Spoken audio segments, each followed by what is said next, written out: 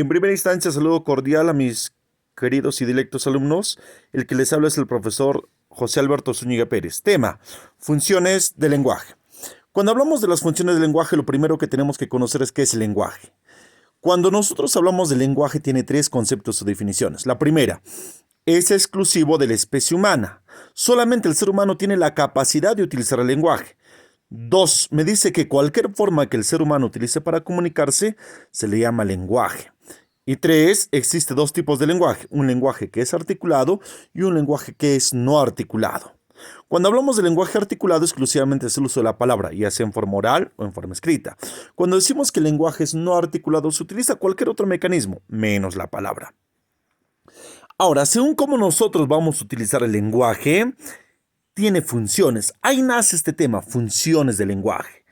El lenguaje, según cómo lo utilizas para el diálogo o la comunicación, se clasifica de 6 maneras: la función expresiva, apelativa, referencial, metalingüística, fática y poética. Empezamos con la primera, la función expresiva. Cada función del lenguaje está relacionado con un elemento de la comunicación. Profe, ¿cuáles son los elementos de la comunicación? El emisor, receptor, canal, código, mensaje, realidad, referente y la famosa circunstancia. En este caso, cuando nosotros hablamos de la función expresiva, exclusivamente ¿de qué se encarga? Su nombre lo dice: expresiva, de expresar. ¿Pero qué expresa? Sentimientos, emociones, estados de ánimo. Ejemplo: te quiero, qué alegría es verte todos los días. Son funciones expresivas porque tienen que ver con los sentimientos, con tus emociones. Ahora, ¿con qué elemento de la comunicación trabaja? Con el emisor, porque él expresa sus sentimientos, emociones. ¿Con qué nombre adicional se le conoce? También se le conoce como la función emotiva o la función sintomática. Ahora, esta función del lenguaje me trabaja con las oraciones. ¿Pero cuáles son las oraciones? No cualquier oración, exclusivamente con las oraciones de la semántica. En las oraciones de la semántica, o llamada oraciones según la actitud del hablante, tenemos las oraciones enunciativas, exclamativas, interrogativas, desiderativas, apelativas, ¿cierto? En este caso acá me trabaja con las oraciones exclamativas.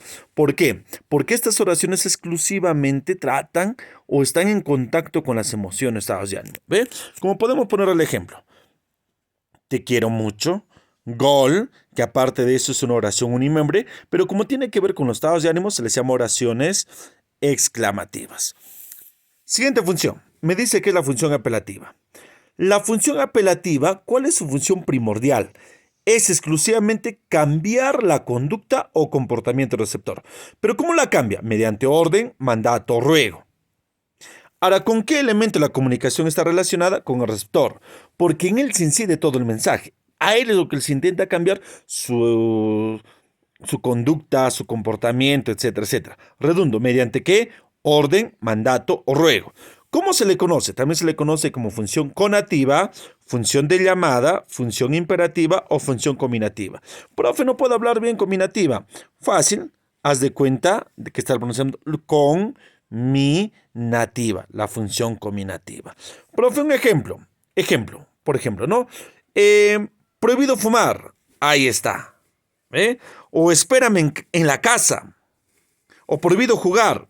Ahora, ¿con qué oraciones están vinculadas? Exclusivamente con las oraciones exhortativas, porque estas oraciones se encargan de ordenar, mandar. Siguiente, me dice que es la función referencial. ¿En qué consiste esta función referencial? La función referencial exclusivamente te va a brindar informaciones o conocimientos, pero de forma general o global. ¿Ya? Por ejemplo, el colegio es el mejor de Pasco. Todo lo que te hablo en forma general se llama función metalingüística. El planeta Tierra ocupa el tercer lugar en el sistema solar. Ahora, ¿con qué elemento de la comunicación está relacionado? Está relacionado con el contexto o el famoso referente. Profe, ¿con qué nombre se le conoce? También se le conoce como la función denotativa, función cognitiva o la función informativa o la función representativa. Ahora, cuando nosotros hablamos de las oraciones, exclusivamente está relacionado con las oraciones enunciativas. ¿Por qué las oraciones enunciativas? Porque estas afirman o niegan algo. Por ejemplo, sí, jugaré fútbol por mi colegio. ¿Ve? Pero esto es una información, pero me está afirmando, por lo tanto es una función referencial. Por ejemplo, Lima es capital del Perú. O el colegio es el mejor de Pasco. Te estoy brindando informaciones o conocimientos, pero de ámbito general o global. Siguiente, la función metalingüística. ¿En qué consiste esta función llamada metalingüística? La función metalingüística es muy parecida a la función referencial, pero ¿cuál es su característica acá? Te brindo informaciones o conocimientos, pero solamente del lenguaje, nada más del lenguaje. Por eso está relacionado con el código.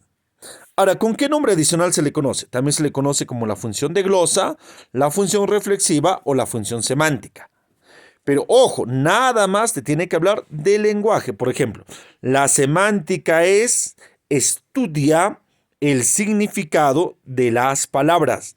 Una función metalingüística, ¿de qué estoy hablando? De una disciplina de la lingüística. ¿Ve? Vaso se escribe con V. Todo lo que tiene que ver con el lenguaje, todo lo que te habla del lenguaje, se le llama función metalingüística. La función de contacto.